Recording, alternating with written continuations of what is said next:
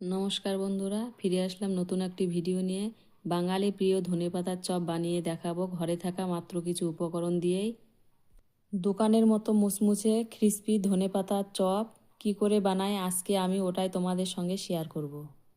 Chop বানানোর জন্য আমি নিয়ে নিব এবার 1 কাপ বেসন, অল্প একটু চালের গুঁড়ো, কাশ্মীরি লঙ্কার গুঁড়ো, 1 চামচ মৌরি, নুন, হলুদ গুঁড়ো, শুকনো উপকরণগুলো ভালো করে মিশিয়ে নেব। এইবার অল্প অল্প জল দিয়ে হাত দিয়ে ফেটিয়ে সুন্দর একটা ব্যাটার বানিয়ে নেব।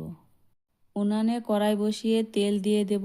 তেলটা গরম হয়ে গেলে ধনেপাতার গাছগুলো ব্যাটারের মধ্যে ভালোভাবে উল্টে পাল্টে মিশিয়ে গরম তেলে একটা একটা করে ছেড়ে দেব। এক পৃষ্ঠে ভাজা হয়ে গেলে অপর পৃষ্ঠে উল্টে দেব। আবারও উল্টে পাল্টে লাল লাল করে ভেজে নামিয়ে নেব। এই দেখো আমার ধনেপাতার চপগুলো ভাজা হয়ে গেছে, একদম দোকানের মতো। একটা ভেঙে দেখাচ্ছি কতটা মুচমুচে আর ক্রিস্পি হয়েছে। আমার এই ভিডিওটা ভালো লাগলে বন্ধুদের মাঝে শেয়ার করে দিও, পাশে থেকো। দেখা হচ্ছে পরবর্তী ভিডিওতে।